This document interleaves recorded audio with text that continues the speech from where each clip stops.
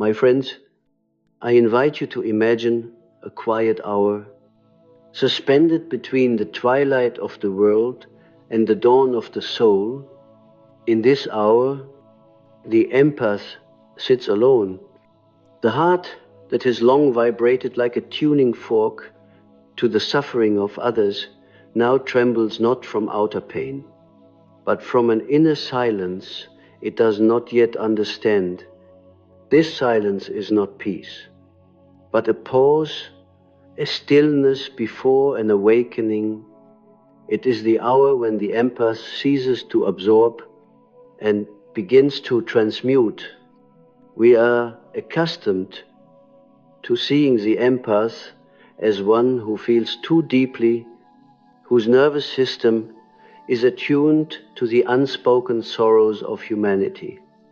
Such souls are like instruments that never stop playing. Every vibration of grief in the air becomes a note in their own melody. And yet, this sensitivity, if not accompanied by consciousness, becomes their torment. They drown in the ocean of feeling that was meant only to teach them how to swim. The moment when the empath stops absorbing pain is not an act of indifference, it is an initiation.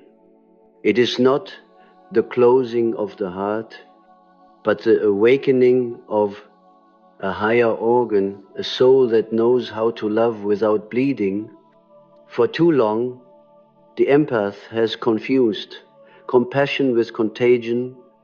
They have believed that to understand another's suffering, they must carry it. But true understanding arises not from imitation, but from illumination in the alchemical furnace of the psyche. There comes a moment when the vessel can no longer contain the projections of others. The empath begins to feel a strange reversal, an uprising of energy that says, no more. This is the birth cry of the untouchable soul. It is the self declaring its sovereignty over the unconscious tides that once ruled the person. You see, every empath is first and foremost a mirror. But the mirror has a shadow. To reflect others endlessly is to risk forgetting one's own face. In mythic language, this is the story of Narcissus, inverted, not the man who loved his reflection, but the one who vanished within it. The empath dissolves into the emotions of others until only fragments remain, a ghost of identity, a shrine of empathy without a priest. But when this ghost begins to remember itself, when it feels the sacred rage of the soul reclaiming its boundaries, the entire cosmology of feeling changes. No longer does the empath serve as the passive vessel of collective pain. Instead, the vessel turns to gold. The suffering once absorbed becomes matter for transformation. It is no longer empathy as pathology, but empathy as alchemy. In this transformation, the empath encounters what I have called the shadow. The shadow is not merely the repressed darkness of our being, but also the unlived vitality. For the empath, the shadow is the power they have denied in themselves, the capacity to say no, to assert, to defend, to remain untouched. They have mistaken gentleness for virtue and strength for sin. Thus, they have split their nature in two: the compassionate persona on one side and the silent rage of the denied self on the other. The day the empath stops absorbing pain is the day they meet their shadow and do not flinch. They recognize that the very energy they feared the one that seemed violent or selfish, is in truth their guardian spirit. Without this energy, their love remains unanchored. Their compassion, naive, when they embrace the shadow, the empath ceases to be a martyr and becomes a magician. There's a dream I once recorded from a patient whose nature was deeply empathic. In the dream, she stood in a forest filled with crying children. She ran from one to another, trying to comfort them, but the more she touched, the more they multiplied. Exhausted, she fell to the ground, and from the soil rose a great tree with a hollow trunk. A voice spoke from within the hollow, "Stop touching, stand still." When she obeyed, the crying ceased, and the children turned into birds that flew away. This dream, I told her, was an image of individuation. The soul's demand that compassion must evolve into presence. To stop touching does not mean to stop caring, but to cease identifying. The empath must learn to stand as the tree, rooted, alive, yet still. Only then can the cries of the world become birds of transformation rather than ghosts that drain the heart. In our time, many are born with the archetype of the wounded healer, awakened too early. They feel the pulse of the world's pain before they have built the vessel to contain it. They confuse their porous sensitivity for spiritual maturity, when it is often but an open wound in disguise. But through the wound, grâce speaks, through the very place where the world enters and overwhelms us. The deeper self whispers, "You must learn to contain the fire, not extinguish it." The empath's initiation begins when they realize that sensitivity is not the goal, but the raw material. The goal is consciousness. Feeling is the feminine gate. Awareness is the masculine light that enters it. The union of these two births, the untouchable soul, a soul that can touch all things yet remain inviolate. Imagine for a moment that the empath is an alchemist in their own inner laboratory. Every sorrow they absorb is like lead heavy, dull, inert. For years, they collect this lead in the name of love, unaware that their body becomes the crucible of collective despair. But when consciousness ignites, the fire of transformation begins.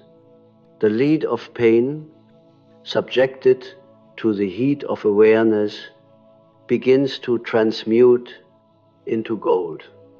What was once poison becomes medicine. The empath no longer suffers from what they feel, they transmute it. The untouchable soul is not untouched because it is cold, but because it is radiant. Fire cannot be burned by fire. When the inner flame of self is kindled, external flames no longer consume it. The empath, now awakened, becomes a source of warmth that does not depend on external approval, nor does it fear rejection. They no longer need to be the healer of others. They become the sanctuary in which others remember their own light. It is essential to understand that this awakening is not achieved through withdrawal, but through inner integration. One cannot merely isolate oneself and claim transcendence. The empath who avoids the world has not transcended pain. They have merely fled from it. The true untouchable soul walks among the flames, not as a victim, But as a dancer, their detachment is not indifference, but freedom, the calm of the center that knows all storms are passing, expressions of the eternal psyche. When the empath stops absorbing pain, they awaken the archetype of the self, that divine image buried in the unconscious that seeks expression through each individual life. This self does not deny feeling, it sanctifies it. The empath who becomes conscious realizes that every emotion is symbolic, a message from the depths, not a burden to be carried. They begin to read the world as one reads a dream, discerning meaning, instead of drowning in sensation. And what of love, you may ask? Does the empath cease to love when they become untouchable? No. Love, in its truest form, begins only then, for love that bleeds is not love but dependency. Love that burns without consuming, that sees without clinging, that gives without losing this, is divine eros, the flame of the self in communion with life itself. The untouchable soul loves as the sun loves, shining upon all, asking nothing in return. Yet this is not the sentimental sun of our naive imagination, but the solar fire that both creates and destroys. To become untouchable is to enter the realm of paradox, to be both deeply feeling and profoundly detached, to know unity while preserving individuality. At this stage, the empath ceases to say, "I feel your pain," and begins to say, "I see your soul." The first statement binds, the second liberates. The first mirrors suffering, the second mirrors divinity.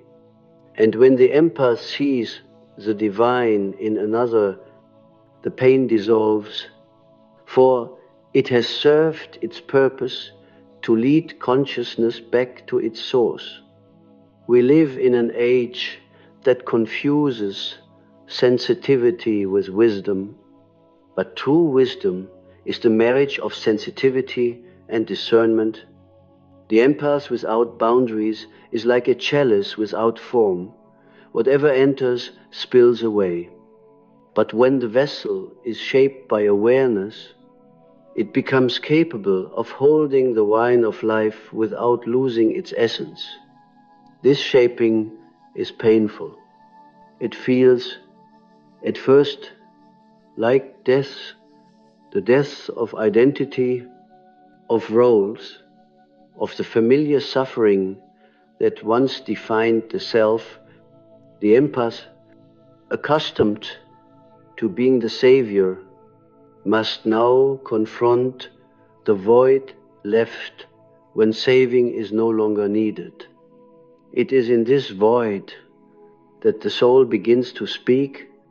The voice that arises here is not that of the personality, but of the eternal witness, the self observing all movements of emotion, yet remaining still. And so, the day the empath stops absorbing pain is not a single moment, but a gradual dawn. It begins with exhaustion, deep and sacred, the fatigue of the soul that has loved too much without consciousness. Then comes the darkness, a withdrawal, a silence, a sense of meaninglessness. This is the nigredo of alchemy, the black night of the soul. But within that darkness, something new germinates. The empath begins to feel a strange stillness, not numbness, but presence. It is as if the heart, after centuries of turbulence, discovers its own rhythm, independent of the world's chaos. From that stillness, the albedo, the whitening, emerges. The empath begins to see with clarity. They discern between compassion and codependence, between love and sacrifice, between empathy and absorption. This discernment is the sword of consciousness, the same blade that the archangel wields at the gate of Eden for the garden of the untouchable soul, is guarded not by walls, but by awareness. In time, the gold appears, the rubedo, the final stage. The empath, who once bled for the world, now radiates light to it. They become not a sponge, but the sun, not a victim of feeling, but a vessel of transfiguration. This is the birth of the untouchable soul, not an escape from humanity, but its highest expression. When one crosses the threshold of this transformation, my friends, a peculiar solitude descends. It is not the loneliness of abandonment, but the aloneness of initiation. The empath who ceases to absorb the world's sorrow discovers that much of their previous existence was a ritual of unconscious worship, a worship of pain disguised as love.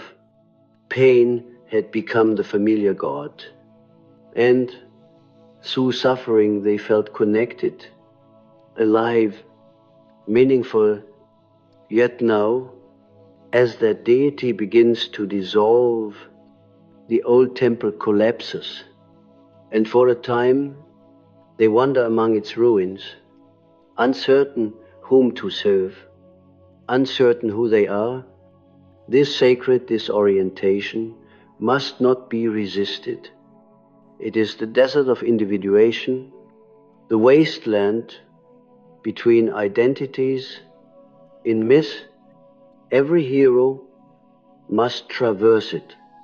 Christ in the wilderness, Buddha beneath a tree, Psyche searching for Eros, all faced this silence where the soul withdraws its projections from the world. The empath's withdrawal from collective emotion is no different. It is the moment when they cease to feed the old gods and wait for the new God image to emerge from the depths. During this passage, dreams often become strange and luminous. One sees images of empty vessels, closed doors, barren landscapes. The unconscious, once overflowing with the cries and desires of others, becomes an echoing chamber where one's own soul begins to speak. The empath, who once heard every whisper of external pain, must now attune to the inner voice that had been drowned for so long. That voice is the self calling home its scattered fragments. In analysis, I have often witnessed this transition. The empath comes not as a proud healer, but as one broken by too much feeling. They say, I cannot bear it anymore. I feel everything.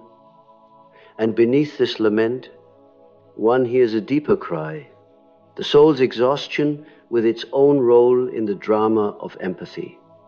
It longs not to stop feeling, but to feel from the center rather than the periphery, to feel from stillness rather than turbulence. And so the work begins. The slow recollection of energy, the gathering of projections, the turning inward of the eye that once gazed only outward. But beware, for at this juncture the shadow becomes active in new ways. The empath who has been too passive begins to taste power, and with that taste comes the temptation to invert the old pattern, to become cold. detached, superior. The heart that once overflowed now risks freezing. It is a necessary polarity. For the psyche seeks balance, the empath must feel the opposite extreme to discover the middle path. I recall a dream of another patient, a man of great intuitive sensitivity who had spent his life in service to others. In the dream, he stood before a frozen lake. Beneath the ice, he saw faces, countless faces, distorted by cold, reaching toward him. He wanted to help them, but a voice said, "If you break the ice, you will drown with them." He hesitated and then realized that the lake itself was his own heart, the frozen surface, his new boundary. He awoke trembling, afraid that he had become cruel. Yet in truth, the dream revealed his salvation. The ice was not cruelty, but containment. The warmth within could now serve life rather than drown in it. This is the delicate art of the untouchable soul, to remain open yet enclosed, transparent yet impenetrable. The psyche learns to differentiate between sympathy and participation, to mystique that primitive identification in which self and other are one indistinguishable flow. True empathy is born not from fusion, but from distinction. When I recognize the other as other, I free both of us from unconscious possession. It is for this reason that many ancient mystics spoke of detachment, not as withdrawal, but as the flowering of divine love. Meister Eckhart, that great medieval psychologist of the soul, said, "He who would know God must be empty of himself." The empath must become empty of the world's borrowed emotions to discover the divine center within. This emptiness is not void, but fullness beyond duality. At this point, the archetype of the self begins to reveal itself through symbols of light, wholeness, and rebirth. The empath may dream of circles, mandalas, suns, images of the totality that has been waiting in the unconscious. Each of these symbols whispers the same truth, that the soul is not a wound, but a cosmos. To know this is to cease defining oneself by suffering, yet many resist this realization. The ego, accustomed to deriving worth from martyrdom, clings to its image. As healer, it fears that if it no longer suffers for others, it will cease to be good.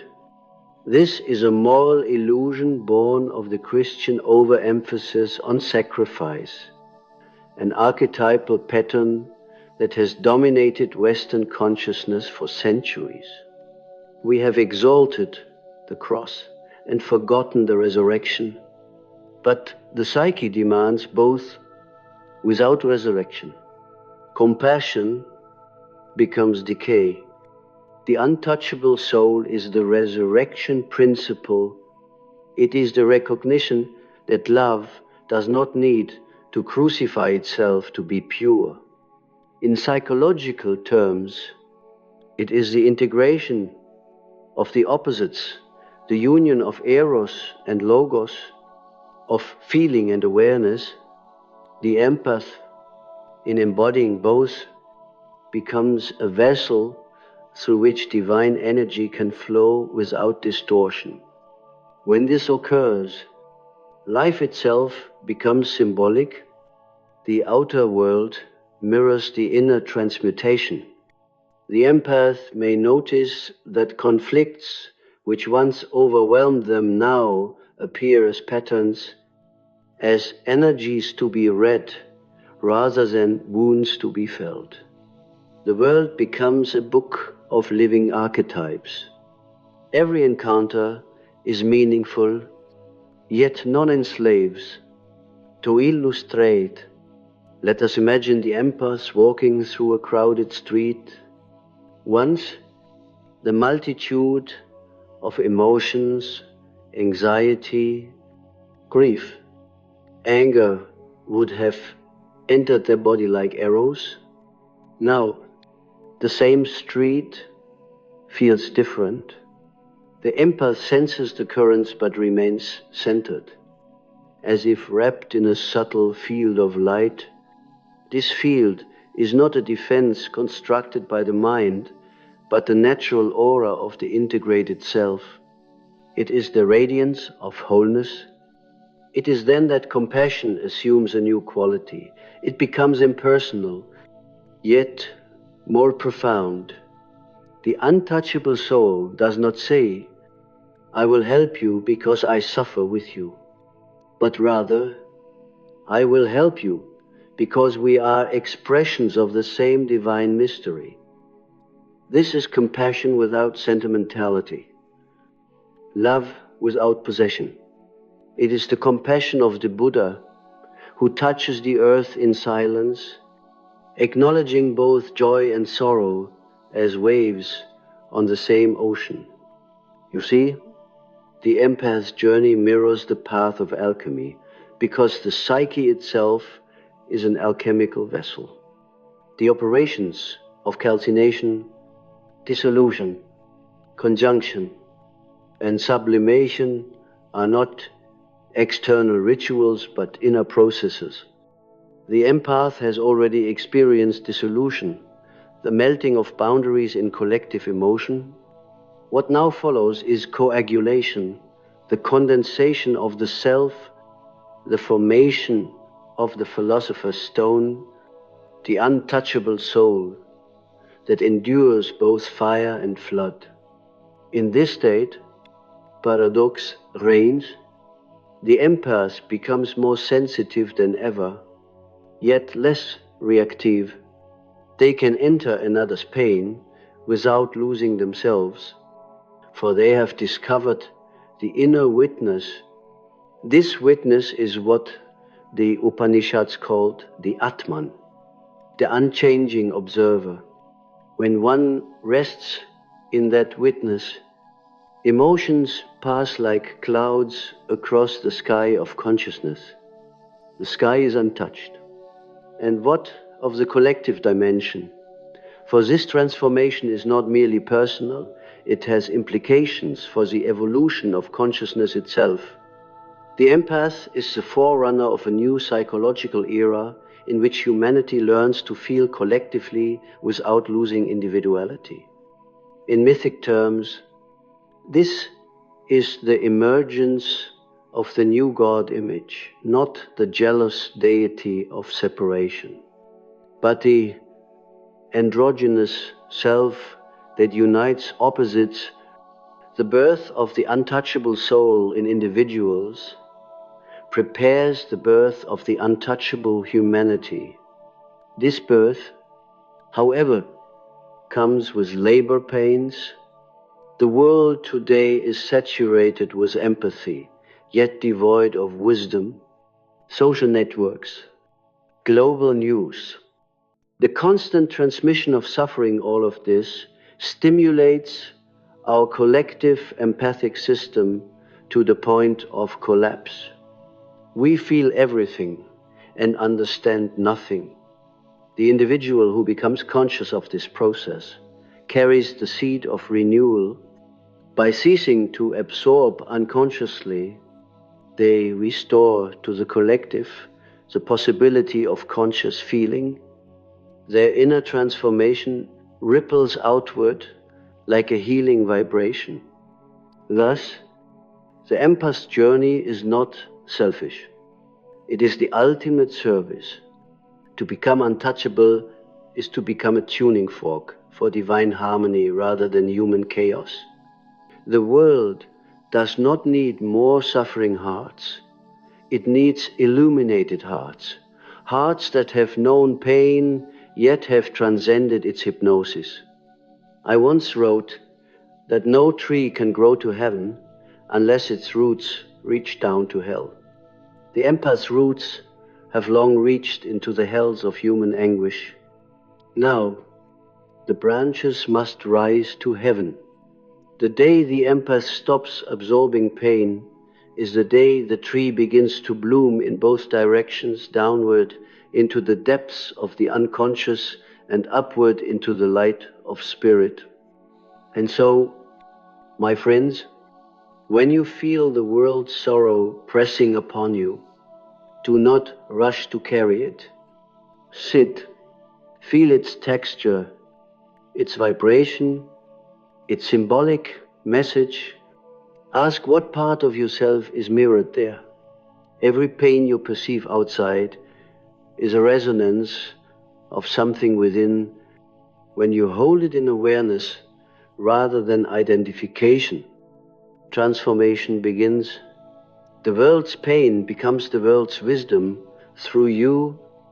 This, then, is the essence of the untouchable soul, not the one who withdraws from the world, but the one through whom the world is seen clearly. It is the priest within who blesses every shadow, who sees divinity even in destruction, who no longer confuses compassion with contagion. When the empath ceases to absorb, they begin to emanate. They cease to echo and begin to create. They become, in the truest sense, co-creators with the divine shaping reality from the still center of being. When the soul has crossed the threshold from absorption to awareness, there arises a profound silence that can at first feel like death. This is not metaphorical. It is an inner death, as tangible as any physical loss. The empath, who has ceased to take in the world's pain, often feels empty, stripped and bereft of meaning. For so long, pain was the signal of life, the proof of empathy, the validation of virtue. Without it, existence can appear barren, a vast, colorless expanse where the old gods of feeling have vanished. But this death is sacred. It is the nigredo of the mystical journey, the blackening, the putrefaction of the old identity. In this darkness, the soul's light is concealed as if buried in the tomb of the psyche. One must not flee it. The ego, terrified of annihilation, will seek to resurrect the old persona, to find new causes to suffer for, new wounds to heal. But every attempt to resurrect the past delays the true resurrection that waits in silence. I once said that the greatest tragedies of our time come not from evil, but from people's flight from their own darkness. The empath must learn not to escape the void, but to enter it consciously. The void is not absence, it is potential. Within that dark womb, something ancient begins to stir, the archetype of the reborn self. It is as though the very essence of the individual, having dissolved in compassion, begins to condense again into a new form, translucent and radiant, but indestructible. Dreams at this stage often show symbols of the underworld caves, tombs, descent through labyrinths, encounters with serpents or ancient gods. The soul journeys into its depths to reclaim its lost fragments. The empath, who once gave themselves away to the world, now meets those lost parts as autonomous figures in the unconscious. A man may dream of meeting a weeping child, the child he never allowed himself to comfort. A woman may dream of a fierce warrior, the power she once repressed in the name of gentleness. Each dream is a retrieval mission from the unconscious, each symbol a piece of the self returning home.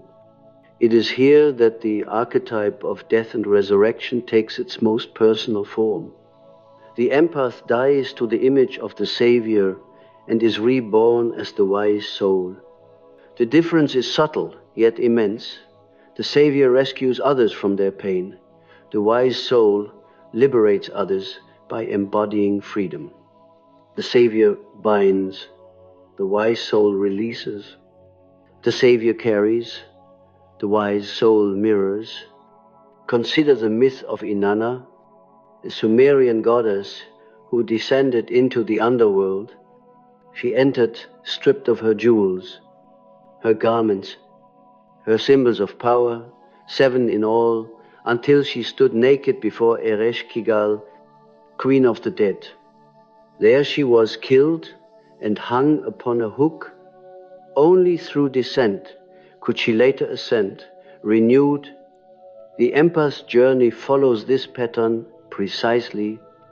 The jewels are the old identities, the helper, the healer, the selfless one.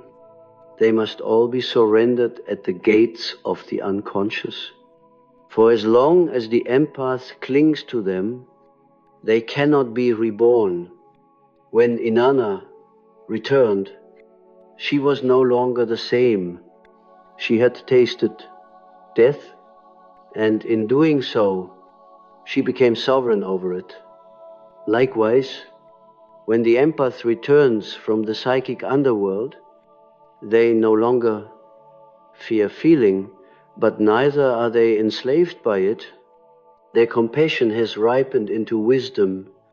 They no longer give love to earn peace. They emanate peace, and love follows naturally. At this stage, the archetype of the self becomes more fully visible. The self is not an abstract idea, but a living presence, the axis around which the psyche revolves.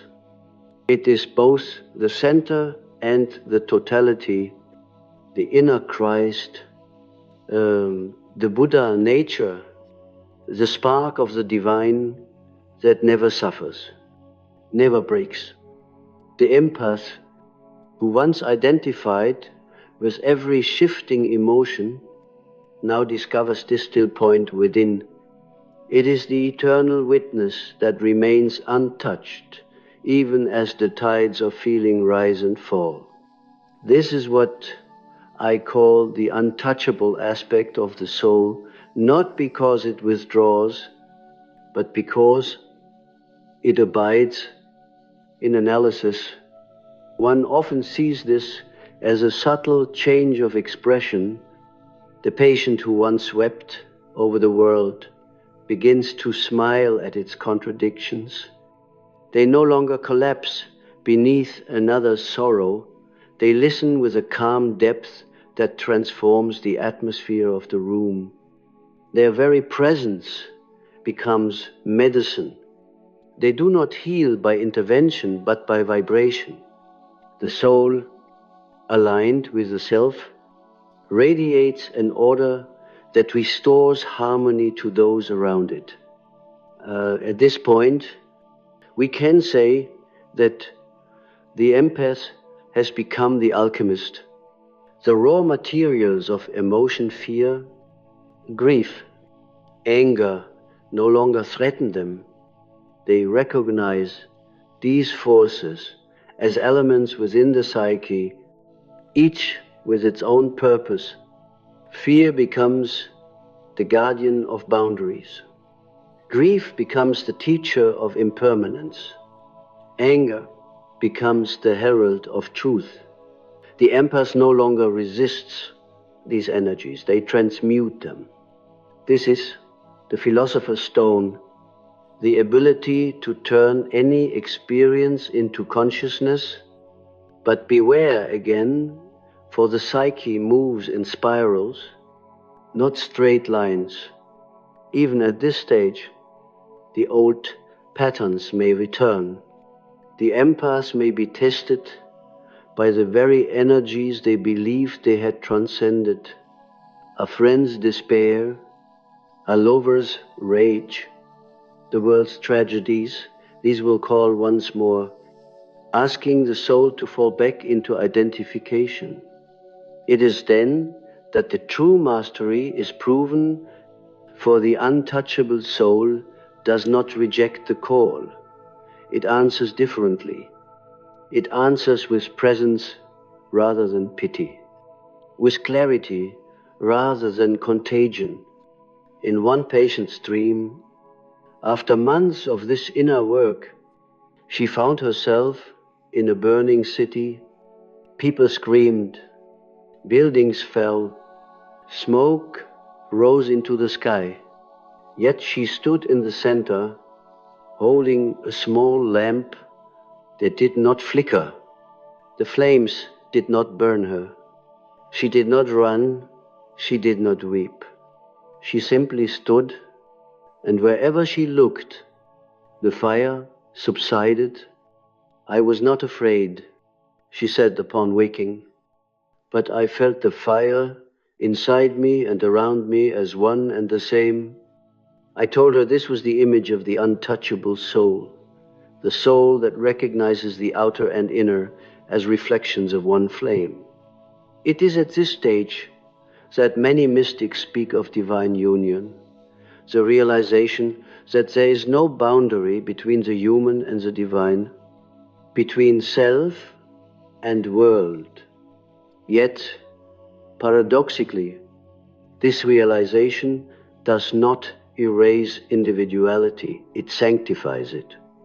Just as each flame retains its shape within the fire, so does the individual soul retain its essence within the totality. The empath who once lost themselves in others now finds themselves in everything. This is the final reconciliation of opposites. Unity without fusion, distinction without separation. From a psychological perspective, this state represents the culmination of individuation, the conscious realization of the self as both immanent and transcendent. The ego, once inflated with compassion or deflated by suffering, now orbits harmoniously around the center. It serves as the instrument of expression, no longer the master of meaning.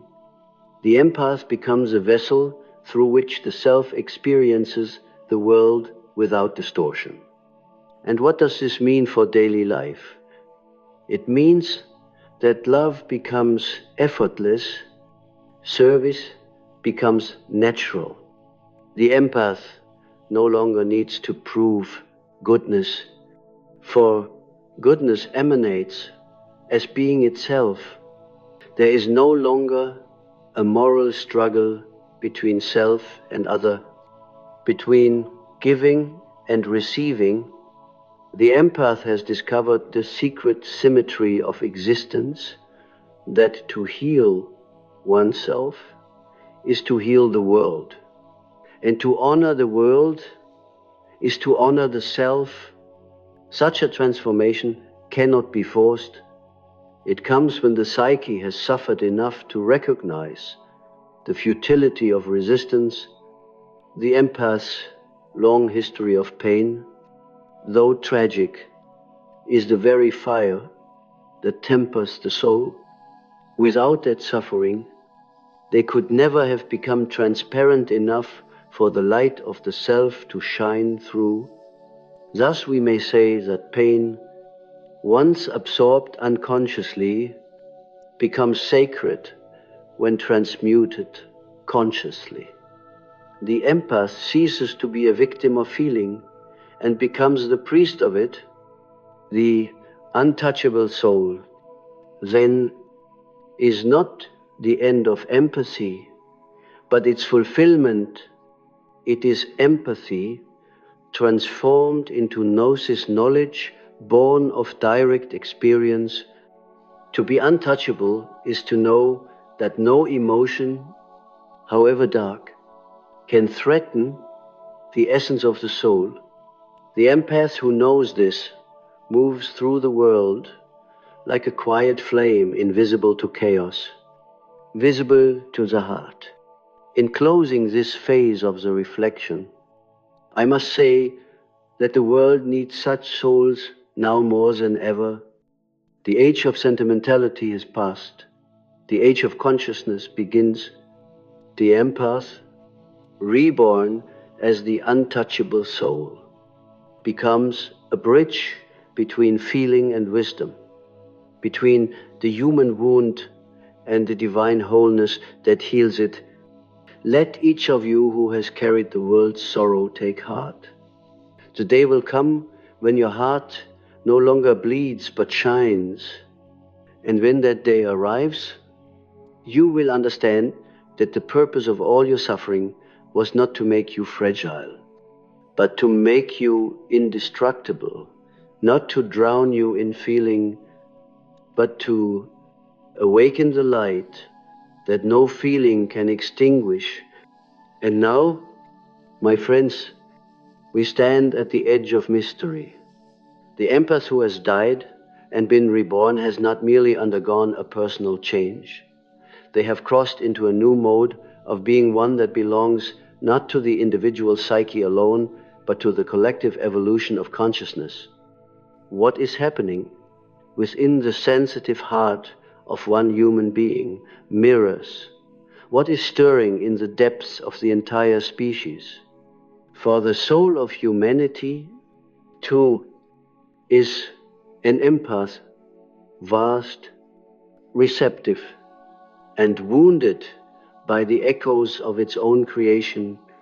When we look at the modern world, we see a vast field of projection. The pain of countless centuries lies unintegrated, erupting as conflict, division, and despair. The collective unconscious has become oversaturated with unassimilated emotion, the same phenomenon we observe in the empathic individual. Humanity, like the empath, feels everything but understands little. It identifies with pain rather than transforms it. It reacts rather than reflects. And so, the individual who awakens to the untouchable soul does not only heal themselves, they become the vessel through which the collective can begin to heal. In the imagery of the old mystics, this is the moment when the inner alchemist becomes a cosmic participant. The transformation of one soul affects the entire field of the collective psyche, for the unconscious is not bound by personal walls. It is a sea, and each consciousness a wave upon it. When one wave rises in awareness, the entire sea stirs. The empath who attains inner sovereignty thus becomes a living archetype of the new humanity, a prototype of consciousness capable of embracing suffering without succumbing to it. Let us not imagine, however, that such a state is static or serene in any trivial sense. The untouchable soul does not float above life. It descends into it with renewed courage. Having integrated the opposites within, it now confronts the opposites without, not as enemies, but as instruments of wholeness. The empath-turned alchemist understands that light needs shadow to reveal its depth, that love needs death to know its magnitude. The dance of opposites becomes their temple, and every encounter, whether joyful or cruel, becomes a ritual of integration. You see, the untouchable soul is the realization that consciousness itself is the only true reality.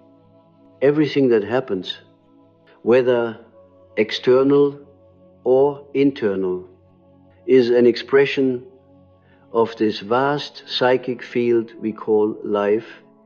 When the empath lived in unconscious identification, they mistook the waves for the sea.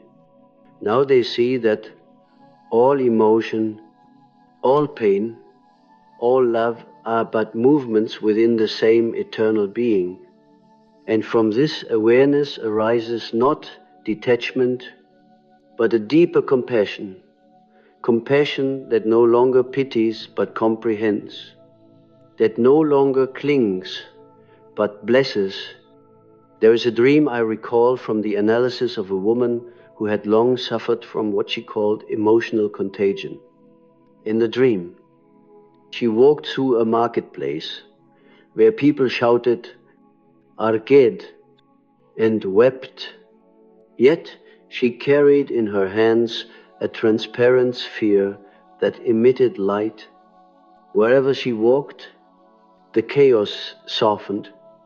People grew silent and looked up as though remembering something sacred. She asked me upon waking, "What is this light?" I told her it was the self, not hers alone, but the universal light that shines through every conscious being when the heart ceases to absorb and begins to emanate.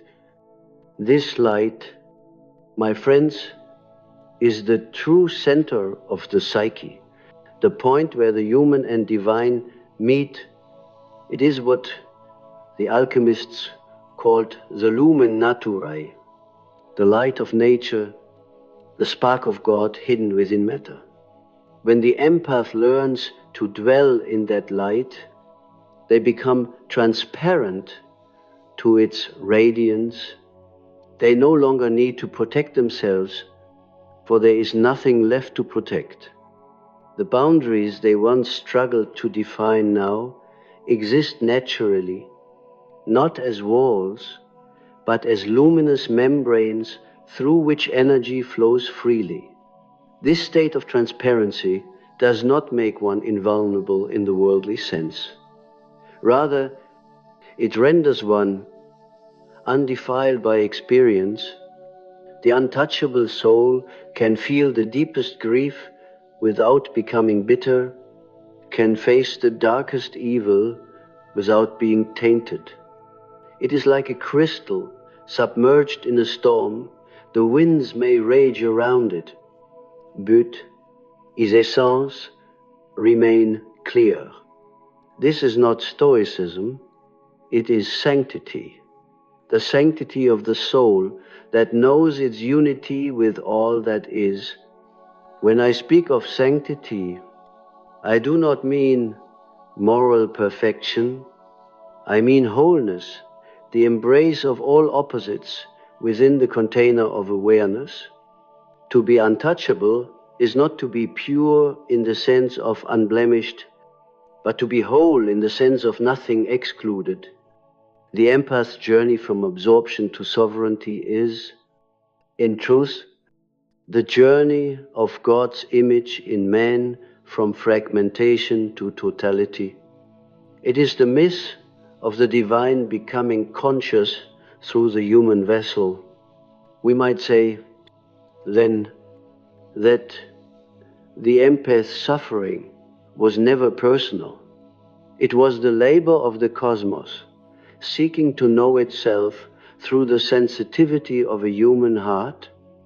Each tear shed was an offering in that great temple of becoming, and the moment consciousness entered, the moment the empath said, "I will not carry the pain, I will understand it," the universe took one step closer to its own awakening.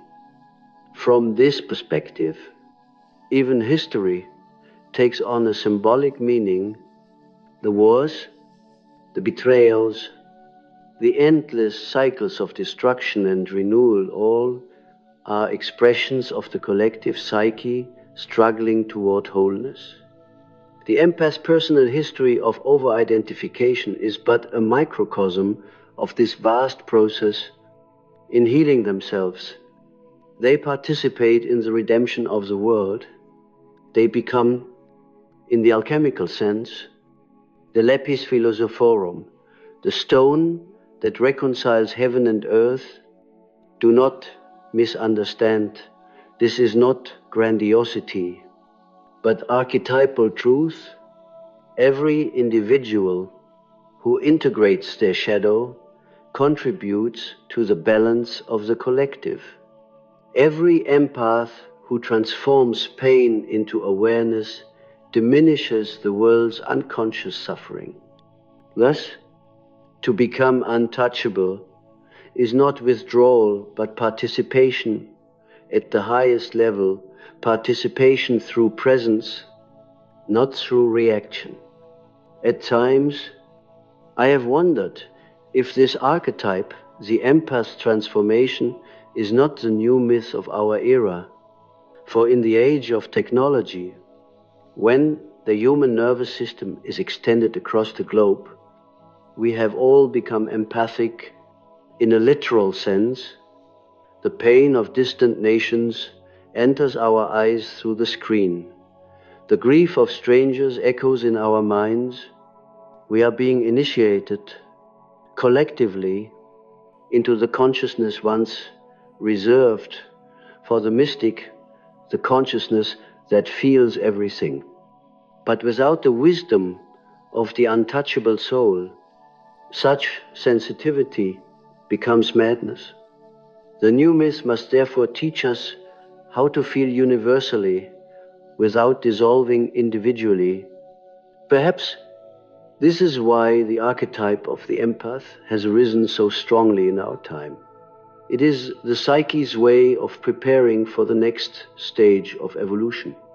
Humanity must learn to unite heart and mind, compassion and discernment, empathy and sovereignty. Without this union, our collective sensitivity will destroy us. With it, we will transcend the cycle of projection that has bound us for millennia. This, I believe, is the deeper significance of the untouchable soul. It is not the end of empathy, but the transformation of empathy into wisdom. It is the birth of what might be called the solar heart, a heart that gives light rather than absorbs shadow. In esoteric terms, it is the shift from the lunar to the solar consciousness. The moon reflects, the sun radiates. The empath has lived as the moon, taking on the light and darkness of others. The untouchable soul becomes the sun, a source, not a mirror. And yet, the sun too has its humility. It does not select whom to shine upon. It gives to all without distinction. So too does the awakened empath. They no longer love conditionally, nor do they need to be needed.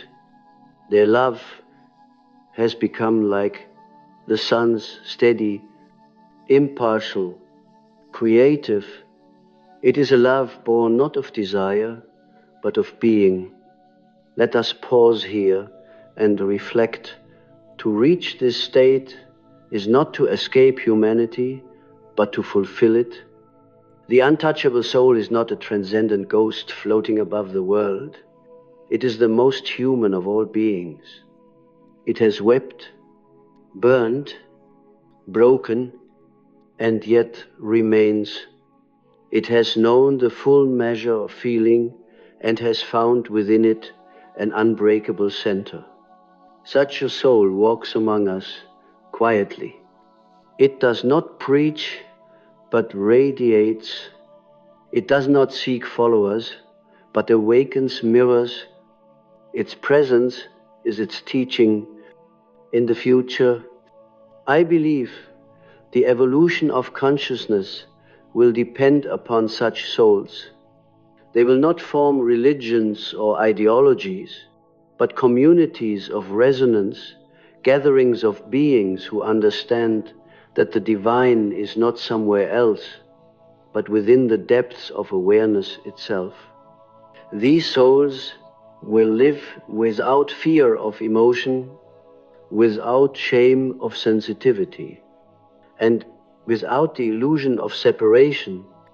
They will be the living bridges between the personal and the cosmic, the visible and the invisible. When enough of these untouchable souls arise, the collective vibration of the planet will change. The psychic atmosphere of humanity will shift from reaction to reflection, from chaos to coherence. The wars we fight outside will dissolve as we reconcile the opposites within. The empath's personal alchemy will become the alchemy of the world, but it begins, as it always has, with the individual who dares to stop absorbing pain, for in that daring lies the birth of a new archetype, the human being who knows that to feel does not mean to suffer, that to love does not mean to lose, that to live does not mean to forget one's eternal nature. And so I say to you, as one who has studied the labyrinth of the psyche and glimpsed the light at its center, do not fear your sensitivity. It is not your weakness, but your instrument. Do not despise your pain. It is your initiation. But learn, above all, to let awareness become the vessel of your compassion. Feel deeply, but do not drown. Love fiercely, but do not cling. Let your empathy be the gold refined by the fire of consciousness, until only the radiance remains. Then, and only then, will you know the meaning of the untouchable soul, the soul that has walked through the flames of the world and found itself unchanged, the soul that no longer seeks refuge because it has become the refuge, the soul that no longer absorbs pain because it has become the light that transforms it. And when such a soul looks upon the world, it no longer sees brokenness, but becoming, it sees that every wound is a womb, that every ending conceals a birth, for it knows in the marrow of being that life is not a tragedy to be endured, but a mystery to be unveiled.